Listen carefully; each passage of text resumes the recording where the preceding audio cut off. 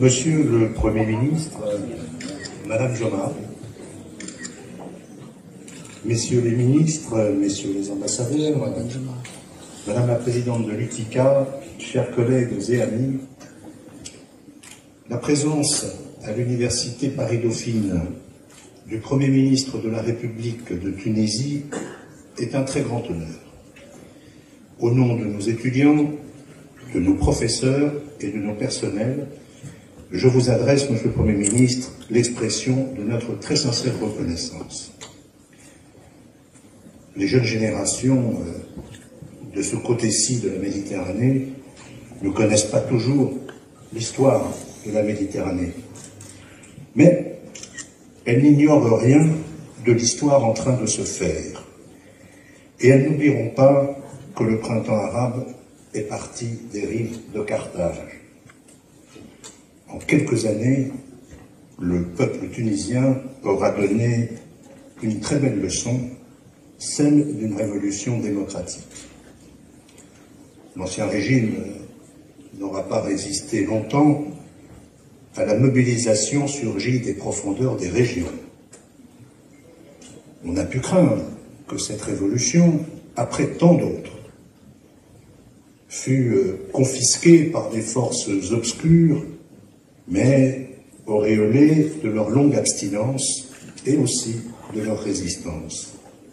Mais la lame de fond démocratique a continué de pousser, rejetant la violence et les oukases. Et, au terme d'un débat long et passionné, l'Assemblée constituante a ouvert à votre pays la voie de la stabilité politique dans un état de droit. Comment ne pas dire ici notre profonde admiration de la maturité politique du peuple tunisien et de ses représentants. Sans concession sur l'essentiel, la Tunisie a démontré avec un sens très rare de la négociation et du compromis que la démocratie n'est pas un horizon lointain, encore moins un luxe, mais le meilleur mode du vivre ensemble entre des hommes et des femmes libres et responsables. Oh, nous n'ignorons pas que le bouleversement politique est aussi la source de difficultés économiques immédiates pour la Tunisie. De la Tunisie, c'est aussi qu'elle y est présente, intellectuellement, institutionnellement, physiquement. Avec nos collègues tunisiens, nous œuvrons à former les cadres dirigeants dans une culture internationale. En effet, l'Université Paris-Dauphine a un campus international. Le premier, pour le moment, et il est à Tunis. Je salue la présence de son président, Rida Ferchiou, et de sa directrice générale, Amina Zegal. Dauphine à Tunis, ce sont déjà quelques 300 étudiants en licence, en master, en MBA, dans un des 3 partenariats avec les entreprises que je veux ici remercier de leur engagement. De même que nous comptons à Paris plus de 1000 étudiants de master en apprentissage, en contrat d'apprentissage. Eh bien, nous souhaitons développer à Tunis toutes les formes de formation en alternance. Nous voulons être à Tunis une force d'innovation en matière de professionnalisation de la formation, et je le dis ici avec conviction devant la présidente et la délégation de l'UTICA. Dauphine est une université de sciences appliquées, vous le savez. Ici, l'économie est appliquée, les mathématiques sont appliquées, et nul besoin de préciser qu'il en va de même pour la gestion, pour le droit, pour l'informatique ou pour les sciences sociales. Cet éventail de disciplines, nous le mettons au service de l'expertise professionnelle que les employeurs reconnaissent volontiers chez nos diplômés. Et nous cultivons aussi la pluridisciplinarité pour former des cadres ouverts intellectuellement, capables d'évoluer dans des situations complexes et dotés d'une réelle capacité d'analyse. Quand on interroge les dirigeants d'entreprise sur les tendances futures qui vont impacter l'entreprise dans les années qui viennent, eh bien, ils évoquent des sujets tels que le changement climatique, le vieillissement de la population, les risques géopolitiques ou la révolution numérique. Sur chacun de ces sujets, une seule discipline ne peut pas prétendre englober tous les savoirs. Et pour remplir sa mission, un cadre dirigeant doit pouvoir à la fois maîtriser les outils de la gestion d'entreprise, mais aussi être capable de penser son projet dans toutes ses interactions avec l'environnement. C'est en tout cas notre approche de la mission de formation qui est la nôtre. Pour le campus Dauphine-Tunis, nous nourrissons de grandes ambitions. We have a dream. Plus qu'un rêve. Nous sommes disponibles pour un projet.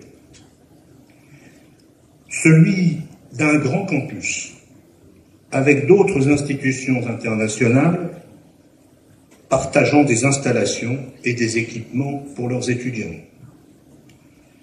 Celui d'un lieu ouvert à tous les étudiants méritants, quelles que soient leurs conditions sociales. Celui d'un centre intellectuel articulé à une pépinière d'innovation et de création d'entreprises. Celui d'un hub attirant des étudiants de toute la région, du Maghreb à l'Afrique subsaharienne. Pour un tel investissement, nous apporterons notre savoir-faire, notre marque et notre enthousiasme, à défaut de capitaux, avec une seule limite, celle du respect scrupuleux de l'indépendance académique, notre bien le plus précieux que nous partageons avec nos collègues tunisiens. Monsieur le Premier ministre, votre présence en ce lieu rend hommage à la communauté académique de nos deux pays. Si celle-ci m'autorisait à m'exprimer en son nom, elle vous dirait simplement « Shukran jazilan ».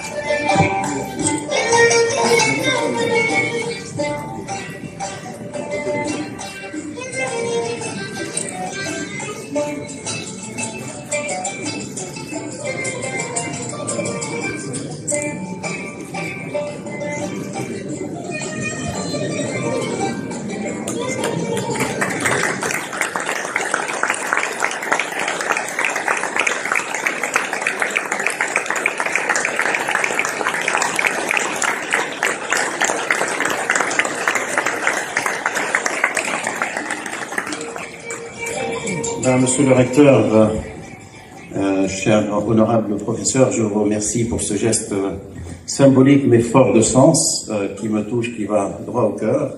Recevoir une décoration d'une aussi prestigieuse université, c'est vraiment un honneur pour moi.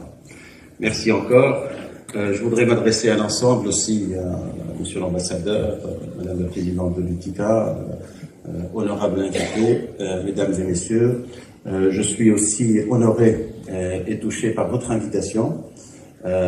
C'est un privilège pour moi d'être parmi vous dans cette prestigieuse institution et je voudrais en profiter pour partager avec vous la vision que j'ai de la Tunisie, vous mettre au courant de ce qui se passe en Tunisie, mais je pense que d'après ce que je vois dans vos regards, vous êtes des adeptes et vous traquez dans le détail ce qui se passe, mais permettez-moi de vous donner l'analyse que je fais aujourd'hui de la situation en Tunisie.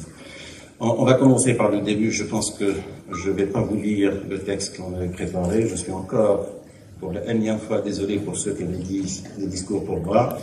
Je vous promets, la prochaine fois, je ferai un effort. Mais je ne vous promets pas de le lire. La Tunisie, il y a 3 ans, il y a eu une révolution qui s'est déclenchée.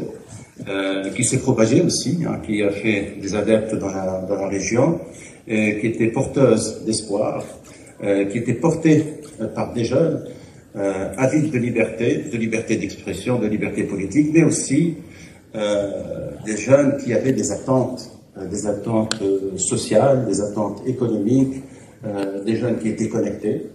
Vous savez que les outils de la toile ont bien servi à ces jeunes-là, mais aussi des jeunes qui ne prenaient pas et qui ne trouvaient pas leur place dans la société, qui avaient des perspectives en deçà de leurs aspirations. 3 ans après, quel bilan on fait? Vous connaissez la situation.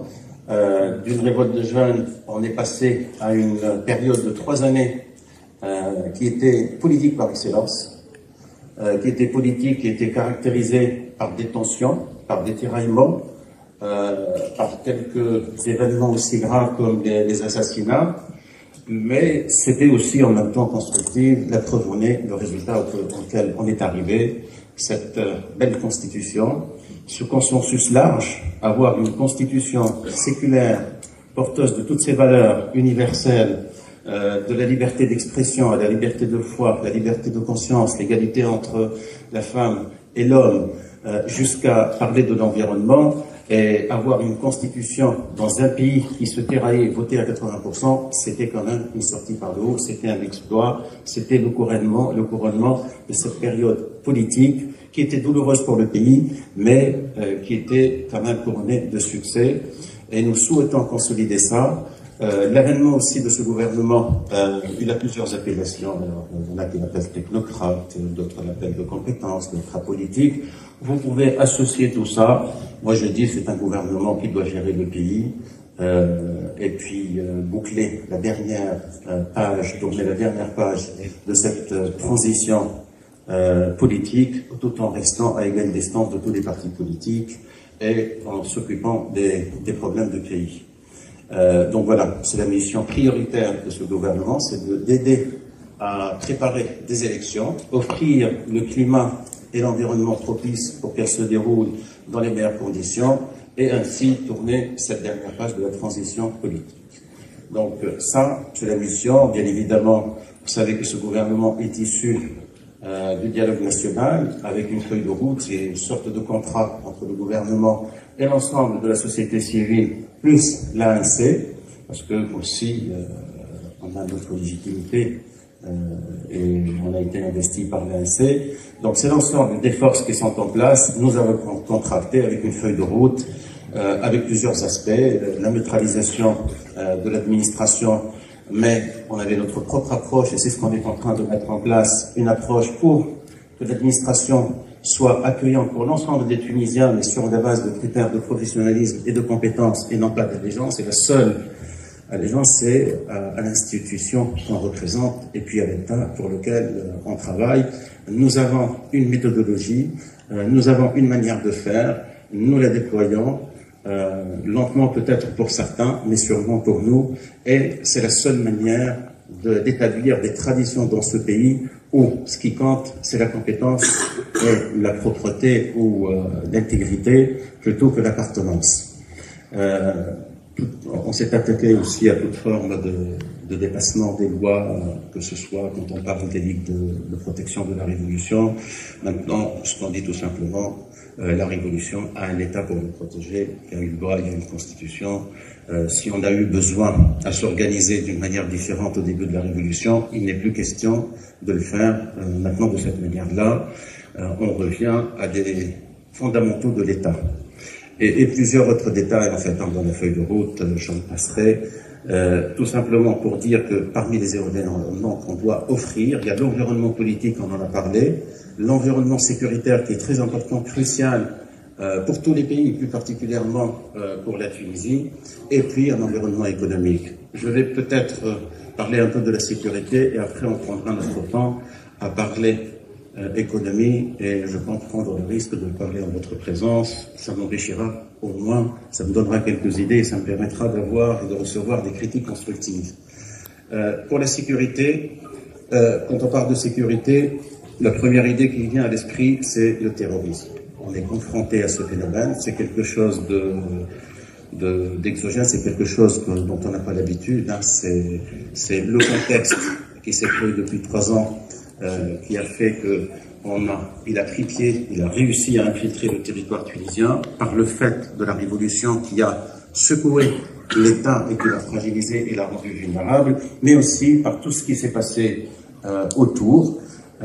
Et donc pendant ce temps-là, ils ont profité de ces instants de faiblesse pour s'implanter. Ils ont réussi à tuer, à blesser et à terroriser une partie de nos forces. Mais depuis, on a fait énormément de progrès, on s'est réorganisé, on a appris à apprivoiser et à traiter avec ce phénomène, et on a réussi dernièrement à lui apporter des coups durs, surtout à ses bras armés, et à le contrer.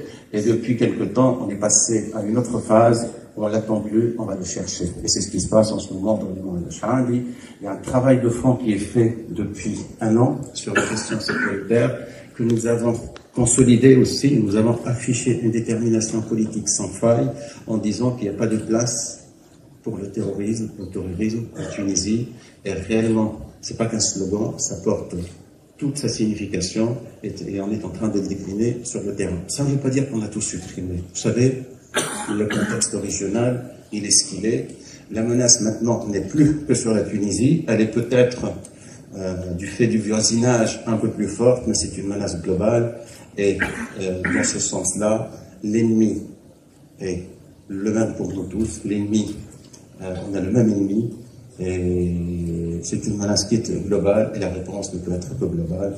D'où l'intensification des échanges, l'intensification aussi du travail en commun avec tous les frères, tous les pays frères, plus particulièrement les voisins.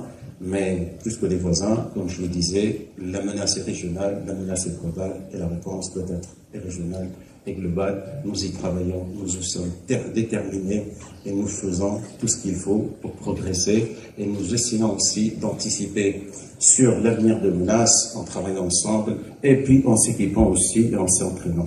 Donc les choses progressent, la Tunisie est plus sûre aujourd'hui qu'elle l'était avant. Elle reste exposée, pas plus que les autres. Donc, sur le plan sécuritaire aussi, on peut parler de criminalité, de risque de criminalité, mais on n'en est plus là. Le débordement qui s'est produit au début et qui est inhérent à toute révolution, on est en train de le contenir. Je pense que l'ordre est en train de revenir. Aussi, l'ordre est en train de revenir pour ne plus empêcher l'outil de production de tourner. C'est des choses qui ont pris du temps. Ils peuvent paraître lents parce que 3 ans c'est beaucoup, mais dans la vie des peuples et quand on parle d'événements majeurs comme la Révolution, nous savons que 3 ans c'est pas beaucoup. Donc on est dans cette équation, nous sommes impatients parce que nous voulons avancer rapidement, mais parfois c'est comme ça, c'est des tendances très fortes. Il faut consommer certains événements avant de progresser. Nous y sommes et j'espère que l'avenir est meilleur sur ce plan-là. Maintenant, on va arriver à l'économie. Pendant ces 3 dernières années, les 3 années de post-révolution, qui étaient caractérisées, comme je le disais tout à l'heure, de tensions sociales, de troubles sécuritaires, de détiraillements politiques, on avait oublié l'économie. Mais l'économie, on ne nous avait pas oublié. Et là, maintenant, en tournant la dernière page de la transition politique, on se rend compte qu'on se doit aussi d'opérer une transition économique. Et ça, c'est très important, parce que ça fait partie des environnements qu'il faut offrir pour réellement garantir une progression démocratique, garantir aussi l'aboutissement de ce processus politique, mais aussi pour assurer la pérennité. Parce que, pour être tout à fait honnête, quand on fait le bilan, il y a certaines causes racines de cette révolution qui sont encore là. Quand on parle de l'emploi des jeunes, quand on parle du déséquilibre régional, je pense objectivement, on a progressé sur pas mal d'autres plans, mais pas sur celui-là. Et aujourd'hui, avec le résultat économique qu'on a, on se retrouve à traiter ces problèmes avec beaucoup plus d'impatience, mais avec un peu moins de moyens. Donc l'équation est un peu plus difficile, mais ça ne veut pas dire qu'on ne pourra pas la résoudre. Et c'est un peu le rôle de ce gouvernement, associé aux organisations civiles, aux organisations sociales et toutes les forces en place pour essayer de trouver des solutions et avancer. Bon, quelle est la situation économique? Il y en a qui disent qu'elle est catastrophique, désespérée, ceci, cela. Non, c'est tout simplement, durant ces 3 années, avec l'environnement qu'on avait, c'était pas l'environnement propice pour attirer les investissements. Mais je pense qu'on a fait un exploit en gardant ceux qu'on avait et en gardant un certain niveau d'investissement, parce qu'il y a des gens qui connaissaient très bien le terrain, des hommes et des femmes sur place qui ont cru et qui ont résisté, des hommes et des femmes aussi qui connaissent, qui viennent de l'extérieur, mais qui connaissent le pays et qui ont résisté et qui ont même pu s'étendre et s'élargir et prendre le risque de s'élargir. Mais bon, le résultat est là, donc on n'a pas eu la croissance que l'on devait avoir pour créer des richesses, pour créer des emplois et répondre à ces causes racines de la Révolution, à savoir offrir des emplois et surtout des emplois pour des jeunes formés, pour des jeunes diplômés. Ça, c'est le premier constat. Et associé à ça aussi, il ne faut pas oublier, il n'y a pas que de l'endogène, il n'y a pas que de la cause interne. Notre premier partenaire, c'est l'Europe. On fait 80% de nos échanges avec l'Europe. Et l'Europe, depuis le subprime, la crise de subprime et les conséquences sur l'Europe depuis 2009, on n'est pas dans une phase de croissance importante, hein, pour ne pas dire plus. Vous connaissez et vous saurez identifier la situation et la décrire mieux que moi. Donc quand on fait avec son premier partenaire 1%, arithmétiquement, on sait, quand on fait 80%, on sait qu'arithmétiquement, on ne peut pas faire 8% chez soi. Donc ça, c'est un autre facteur. L'autre facteur aussi qui est très important, c'est ce qui s'est passé dans la région et plus particulièrement en Libye. La Libye, c'était un pays où on exportait de la main-d'œuvre, c'était une source de devises qui nourrissait, qui irriguait l'économie tunisienne, et puis sur le plan social aussi, qui soutenait pas mal de familles. La Libye était aussi un marché. C'était un marché pour nous. Quand on regarde aujourd'hui la Libye, c'est plus un pays qui n'a pas encore trouvé sa stabilité. On n'est plus dans le potentiel de cette opportunité. On a quelques menaces. Et aujourd'hui, même les échanges qu'on a gardés, la moitié de ces échanges deviennent informels, ce qui échappe à l'État et ce qui n'est pas fait aussi pour régler tous les problèmes. Donc voilà, dans ce contexte-là, quand on regarde le résultat, moi, je dirais c'est à mi-plein, on n'a pas réglé nos problèmes, mais on a su résister. Je parle de résilience. D'ailleurs, c'est l'occasion pour vous dire si vous acceptez ce terme de résilience. Non, mais est-ce que vous l'acceptez en tant qu'économiste? Parce que c'est un peu un abus de langage. J'ai utilisé hier ou avant-hier, c'était avant-hier, mais j'ai réussi à coller tous les gouverneurs et les ministres. Bon. Mais je leur ai dit que c'était économique et c'est pas vrai. Je peux pas vous le dire. Je peux pas le jouer comme ça. Mais bon, on parle de résilience. La résilience, c'est la souplesse qui permet de résister au choc. Et c'est une résilience économique, c'est un nouveau terme. Si vous l'adoptez, vous me ferez plaisir. Et vous n'êtes pas obligé de l'adopter. Vous pourriez me donner une alternative. Donc voilà, la situation économique. Et ça a un impact. Aujourd'hui, quand on regarde l'ensemble, on a parlé d'investissement, on a parlé de création d'emplois, le plus impacté, c'est quand même le budget de l'État. C'est les finances publiques. Parce que toute cette pression qui s'est exercée sur des gouvernements successifs qui étaient de courte durée, la manière avec laquelle les gouvernements successifs ont répondu pour assurer une certaine stabilité et éviter l'explosion sociale, c'était de répondre par des augmentations de salaire dans le public, c'était aussi par le recrutement, et on se retrouve avec une masse salariale qui, au bout de 3 ans, a enflé de 40%. Et puis, la caisse de subvention, la caisse de compensation, qui permet de subventionner les denrées de base, et puis l'énergie aussi, pour la mettre sur le marché à des prix accessibles aux gens nécessités ou de faibles revenus, et puis aussi pour l'ensemble de l'activité économique. Cette caisse avait, pour faire un chiffrement, a pris 300% en 3 ans ou 4 ans. Donc c'est énorme. On a des dépenses qui se sont envolées et des recettes qui ont stagné. En plus, avec le développement de l'économie parallèle, on n'a pas eu les fruits nécessaires, en fait, les recettes nécessaires pour faire ça. Donc, on se retrouve aujourd'hui avec un déficit budgétaire qui est relativement important, avec des attentes aussi pour investir plus massivement et relancer l'économie. Donc, la difficulté n'est pas simple. Donc, dans ce gouvernement-là, on n'a pas été missionné pour régler le problème de de la prochaine décennie. On a été missionné pour régler le problème jusqu'à la fin de l'année, et c'était ça le sens de votre contrat. Mais en faisant l'audit de la situation et en prenant conscience de la nécessité de commencer à réfléchir aux réformes, nous avons choisi, et nous le disons, le chemin le plus difficile, mais qui s'impose, et c'est l'intérêt du pays. Et nous savons combien c'est difficile d'aller entreprendre des réformes. Il y a des réformes, on entend parler de ces réformes-là depuis, allez, je ne veux pas vous dire mon âge, mais c'est depuis que j'étais étudiant, donc plus que 10 ans, disons. Si vous faites le calcul, vous allez trouver plus, mais on va s'arrêter là. On va faire un calcul grossier, ça m'arrange. Et puis, on doit les faire à un moment où il y a le plus de pression, à un moment où c'est vulnérable, c'est fragile, mais je pense que ça s'impose. Et nous proposons à l'ensemble des forces politiques, à l'ensemble de la société civile, à l'ensemble des décideurs et des gens qui ont conscience de la situation dans ce pays, d'aller dans ce sens-là. Et nous avons choisi le cadre du dialogue national. C'est une machine qui a fait ses preuves sur le plan politique. Nous utilisons le même outil. Donc nous passons par le dialogue. Le dialogue national, à l'époque, c'était animé par le Quartet, qui était formé par l'Union des travailleurs, l'Union du TICA, et puis l'Ordre des avocats et la Ligue des droits de l'homme. Maintenant, ce sera un cadre beaucoup plus élargi, ou élargi aussi à nos compétences, à nos experts, donc à tous ceux qui sont dans cette salle-là et qui ont une appartenance à ce pays, ont une sensibilité d'y contribuer directement ou indirectement.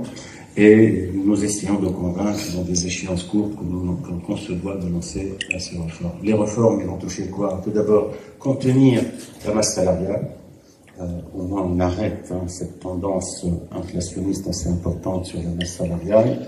Aller reformer les subventions dans le sens de la rationalisation. On ne va pas les supprimer parce que nous considérons que l'on a un droit social, une obligation sociale assez importante, et c'est l'intérêt aussi du pays pour continuer à avancer sur sa transition politique, ne pas l'exposer à d'autres tensions qui risquent de remettre en cause tout un processus qui a connu une gestation très forte, mais quand même qui a accouché d'un beau bébé, et en disant, je viens de le préserver.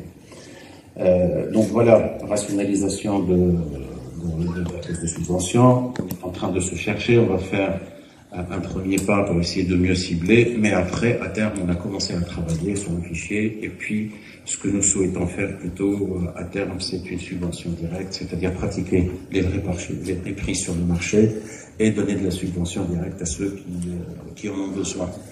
Et puis la réforme bancaire aussi, c'est un serpent de mer, Là, réellement, on a décidé de le faire. Au bout de 2 mois et demi, là, on a sorti une stratégie, une vision qui est très claire. D'ailleurs, c'est ce que nous avons eu l'approbation du Fonds monétaire international qui nous a voté la dernière tranche il y a 2 ou 3 jours avec l'unanimité. C'est parce qu'on a eu à expliquer le jeu de la transparence avec tout le monde, mais aussi parce qu'ils ont vu que des projets, on arrivait à réanimer, à réinsuffler de la vie à des projets qui datent depuis des années, en si peu de temps. La réforme fiscale aussi, c'est très important. On a un problème de couverture ou d'équité fiscale. Je sais qu'en Europe, aux États-Unis, c'est une obligation. En France aussi, bon, on a le petit sport, on peut pouvoir y échapper, mais légalement. En Tunisie, on n'est pas arrivé à ce niveau de sport. C'est encore plus primaire pour certaines franges, mais il ne faut pas exagérer non plus la question. En tout cas, nous travaillons pour implémenter et avancer sur tous ces fronts-là. Bon, donc il y a des tas de petites choses. Nous souhaitons aussi, on a commencé à lancer des actions des quick wins. Ce qu'on a constaté, c'est qu'il y a une limitation à l'investissement en Tunisie, non seulement budgétaire, mais c'est notre capacité, la capacité de l'administration à exécuter aussi. La capacité d'exécution limite la chose. Et on a constaté qu'il y avait pas mal de projets dont les fonds étaient définis, consacrés, dédiés, et arrêtés, et puis ça n'avance pas parce qu'il y a des problèmes sur le terrain, et un projet peut rester à l'arrêt pendant 2 ans. Donc on a mis l'organisation qui nous a permis d'ores et déjà de décoincer quelques projets, et nous souhaitons aller dans ce sens-là pour essayer de pousser un maximum. Il faut des résultats tangibles, visibles, pour redonner de l'espoir, relancer l'espoir, mais en même temps, nous tenons un discours très franc, qui peut faire peur parfois, mais c'est comme ça. Hein. On aurait aimé annoncer que des bonnes nouvelles. Nous ne voulons pas annoncer de promesses que nous saurions tenir, et puis nous pensons que pour le pays, on se doit d'être franc avec tout le monde. C'est la voie de la responsabilisation, et donc nous avons partagé tout ça avec les forces vives, l'ensemble des forces actives et vives, mais avec le grand public, et nous continuons à le faire sans les paniquer, parce que réellement il n'y a pas de raison de paniquer. La Tunisie conserve des fondamentaux, des arguments et des atouts qui sont très très forts. Cette Tunisie, elle est pionnière dans l'innovation politique, elle est pionnière dans l'ouverture. On est au croisement d'espaces énormes et d'opportunités énormes. Nous travaillons avec l'Europe et nous avons ce savoir-faire de travailler avec l'Europe, une présence, un dialogue, des échanges. C'est notre premier partenaire. Nous faisons partie de ce monde arabo-musulman. Nous sommes au nord de l'Afrique.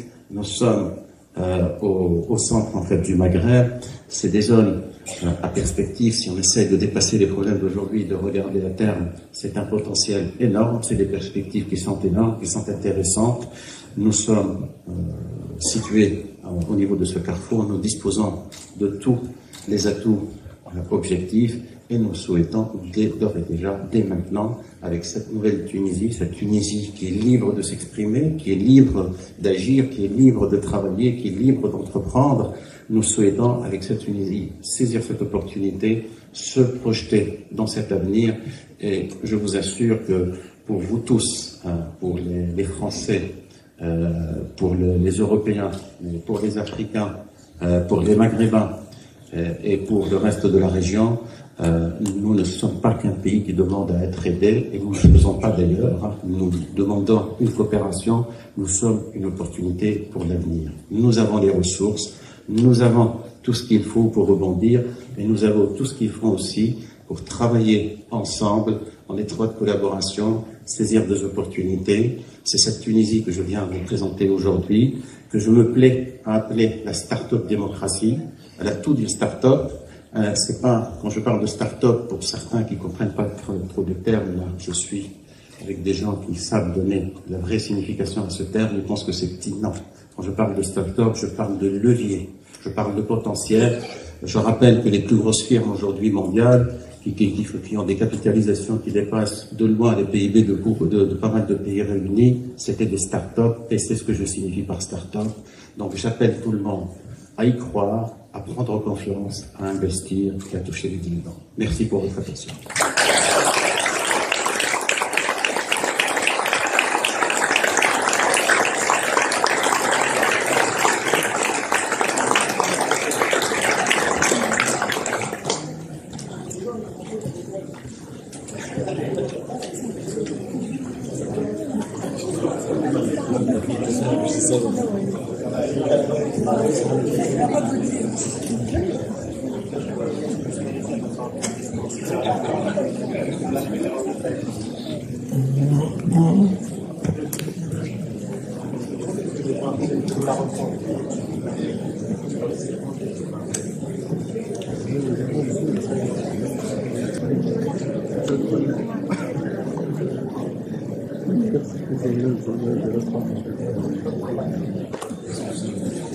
De gestion et membre du conseil d'administration de l'association des chercheurs et enseignants tunisiens en France. Donc, je remercie Monsieur le Premier ministre.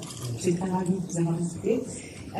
Je vous souhaite un très bon courage pour des équations très difficiles à résoudre en Tunisie. Ma question, donc la première question que j'ai, c'est par rapport à l'organisation des élections. Donc, l'une des missions de ce gouvernement, c'est d'organiser les prochaines élections en Tunisie. Donc, vous n'avez pas évoqué ça dans votre discours, j'aimerais savoir vous en êtes. Et la deuxième question porte sur le sureffectif de l'administration publique tunisienne. Comment vous envisagez donc résoudre? Est-ce que c'est par le licenciement ou par la réaffectation des personnes qui travaillent actuellement, qui étaient recrutées et qui n'avaient pas de mission à faire? Merci. Peut-être une ou deux autres questions de l'autre côté, alors pour diversifier les sources géographiques. Christian Jean, directeur d'innovation d'Oxia, société tunisienne présente sur 3 continents, et ancien élève du professeur Chanlay dans le Dauphine. Je voulais simplement rebondir sur 2 points qui me semblaient opportuns. Cette révolution elle a été faite par des jeunes qui cherchaient du travail. On a aujourd'hui en Tunisie environ 20 000 masters qui sont sans emploi.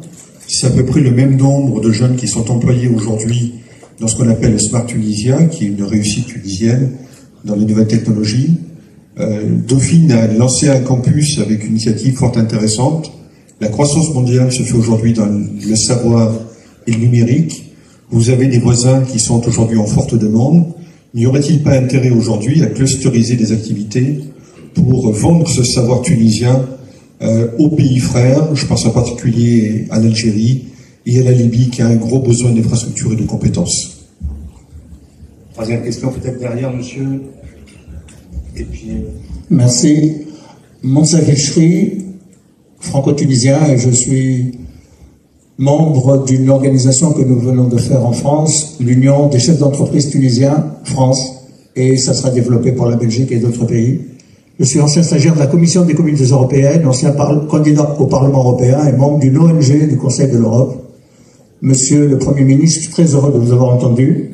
Félicitations pour votre médaille et très heureux d'être venu en France. Et vous savez qu'en France, vous n'avez pas qu'un seul ambassadeur, vous avez tous les Tunisiens comme des ambassadeurs, parce qu'ils sont en contact avec les partis politiques, les chefs d'entreprise.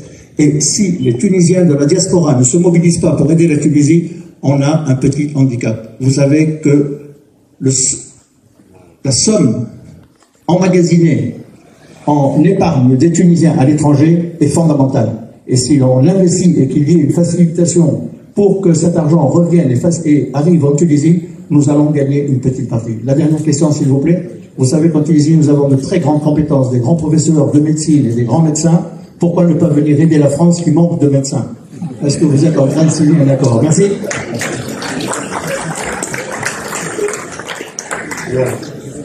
Monsieur le Premier ministre, si vous voulez répondre à ces nombreuses questions, je vous demande de prendre congé de quelques minutes pour une obligation médiatique et je reviendrai. Et pour cela, on va laisser le ministre de la Recherche, d'éthique et de l'enseignement supérieur, parce que nous aussi, on a fait de la concentration du ministère, qui va répondre à votre question sur Smart Tunisia et puis la clusterisation des activités ITC. Bon, concernant les élections, je vous ai dit que la priorité de ce gouvernement, c'est quand même d'offrir le climat nécessaire, l'environnement nécessaire pour l'organisation de ces élections dans les meilleures conditions et de donner tout l'appui et le soutien nécessaire, que ce soit budgétaire, administratif ou logistique. Les élections, vous savez, c'est contracté, on doit les tenir avant la fin de l'année. Le gouvernement fait tout, en tout ce qui le concerne, pour tenir ses engagements. Et nous tenons nos engagements, nous tiendrons nos engagements, il n'y a pas de doute, là on est déterminé, c'est une priorité.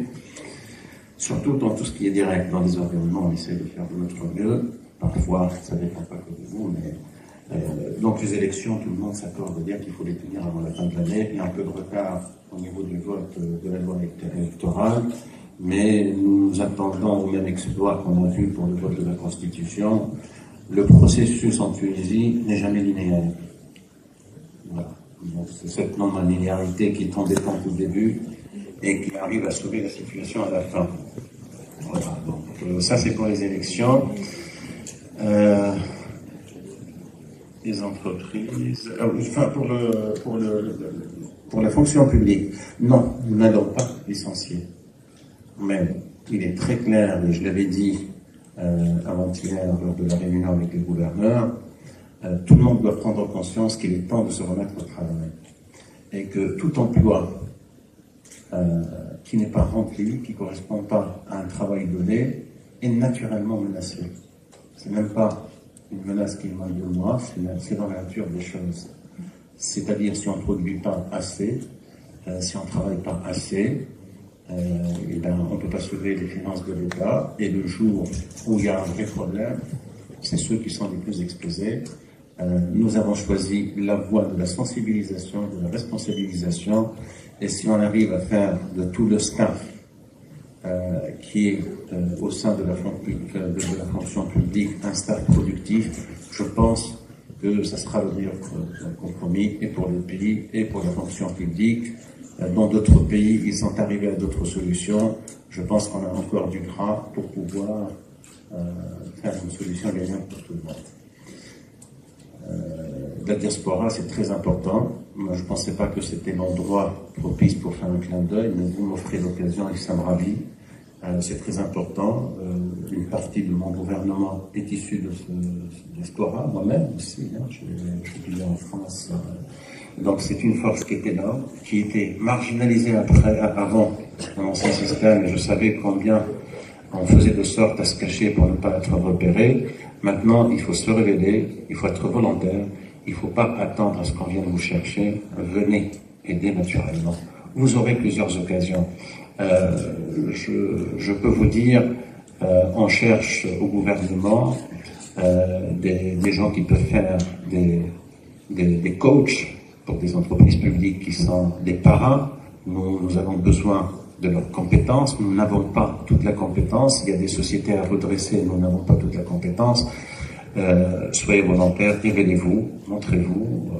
On a besoin de vous. On a besoin aussi des gens qui représentent et qui développent, qui aident au développement à l'exportation et au marketing à l'extérieur des entreprises et de produits tunisiens de qualité, mais ils n'ont pas la santé financière, le périmètre, c'est pas la santé, mais le périmètre financier ou la connaissance. Vous pouvez, chacun d'entre vous peut contribuer et chacun à sa manière. N'attendez plus du gouvernement de tout faire. Il n'est pas capable, il ne le fera pas. C'est son obligation de bouger dans pas mal de directions et son obligation de vous assister. Mais vous aussi, vous êtes Tunisien, vous êtes responsable de ce pays autant que les gens du gouvernement. Et chacun doit se poser la question, comment je peux l'aider? Pour l'aide financière, il y a une souscription qui va s'ouvrir au mois de mai, et je fais un appel pour que ce soit une totale réussite, surtout dans des pays comme la France. Nous avons un problème aussi de déficit de balance commerciale. Ça peut aider votre contribution dans le traitement du déficit budgétaire, mais aussi de la balance commerciale. Je sais que je peux compter sur votre nationalité. J'ai toujours dit qu'on devient tunisien, surtout quand on quitte la Tunisie. C'est là où on se rend compte de la valeur de notre tunisianité, de notre patriotisme. Sinon, quand on est au quotidien en tunisien, on ne se pose pas de questions. C'est ce qui m'est arrivé. J'en suis fier et je suis sûr que vous l'êtes. Bon, je laisse la question de cluster à monsieur le ministre et je prends congé pour 5 minutes. Je fais une déclaration de presse et je termine.